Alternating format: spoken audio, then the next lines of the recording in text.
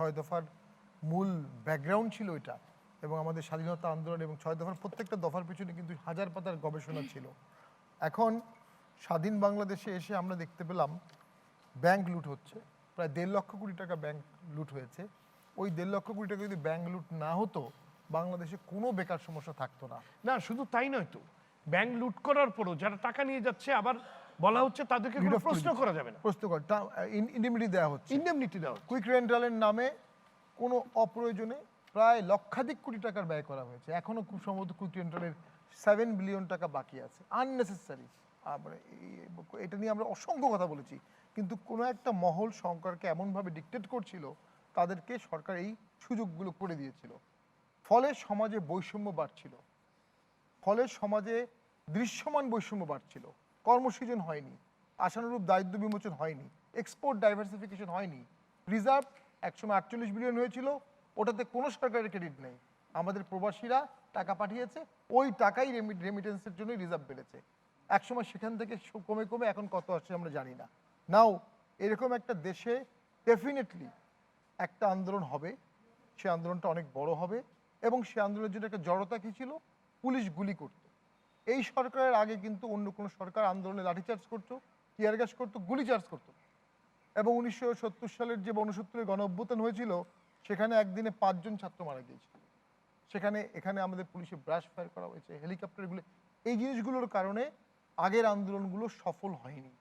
এবারের আন্দোলনের ছাত্ররা যেটা করেছে, আগের ওই আন্দোলনের যে জড়তা ছিল, যে ভীতি ছিল, এটা তারা কাটিয়ে দিতে পেরেছে নিজের জীবন দিয়ে। এটা অসাধারণ, তাদের আত্মত্যাগের, তাদের জীবন দানের। এবং পরবর্তীতে সবাই তখন সেখানে অংশগ্রহণ করেছে, কারণ তারা ওই গুলির সামনেও বারবার এগিয়ে গেছে, অর্থাৎ গুলির থেকে তাদের সংখ্যাটা বেশি ছিল। আলটিমেট ইকুয়েশন এটা হয়েছিল।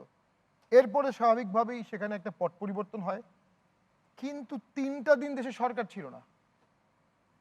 কেন? আমি এটা কোনো প্রশ্নের উত্তর পাই না। যারা টেক ওভার করেছে তারা এটা উত্তর দিতে হবে, কারণ ওই সময় দায়গুলো তখন তাদের। পরাজিত শক্তি তো আর সেই সময় দায় নেবে না।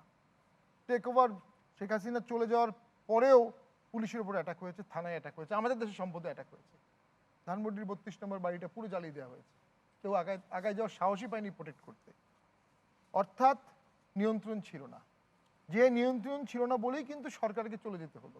সেই নিয়ন্ত্রণ 3 দিন ছিল না। নতুন সরকার আসার পরে আজকে 5-6 দিন হয়ে গেছে, এখনো নিয়ন্ত্রণ আসেনি। এটা কি খুব কঠিন বিষয় এই নিয়ন্ত্রণটা আনা? আমরা কর দেই কেন?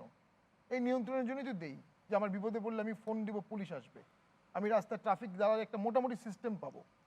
তো আমরা যেটা মনে করছি যে অবশ্যই এই বিশাল অবদানটাকে ট্রিভিয়ালাইজড করে ফেলা হচ্ছে, কম্পার্টমেন্টাল করে ফেলা হচ্ছে, ন্যারো করিডোরে দেওয়া হচ্ছে। ছাত্রদের এই অসাধারণ শক্তিটাকে আমরা মনে করি, যেটা ঘটলো শনিবারে দেখলাম সুপ্রিম কোর্টে, যেটা আমার কাজের জায়গা, মর্যাদার জায়গা, সেখানে দেখলাম হাজার হাজার ছাত্র গিয়ে একটা চাপের মুখে বিচারপতিদের পদত্যাগ করতে বাধ্য করলো। নাও আমরা ধরে নিচ্ছি এরা আওয়ামী লীগের অনুগত একটা সিস্টেম রয়ে গেছে, এটা অস্বীকার করা যাবে না। 16 বছর যেহেতু একটা সরকার ক্ষমতায় ছিল, তারা ওদের অনুগত একটা সিস্টেম করে দিয়ে গেছে। আপাত দৃষ্টিতে 8-10 বছরের মধ্যে আওয়ামী লীগ ক্ষমতা আসবে, এটার কোনো সম্ভাবনা কোনো রাজনীতিবিদ দেখছে না। তাহলে এই সিস্টেমটা তো প্রতিনিয়ত কমে যাবে, এবং 3 থেকে 6 মাসের মধ্যে অটোমেটিক ফেজ আউট হয়ে যাবে।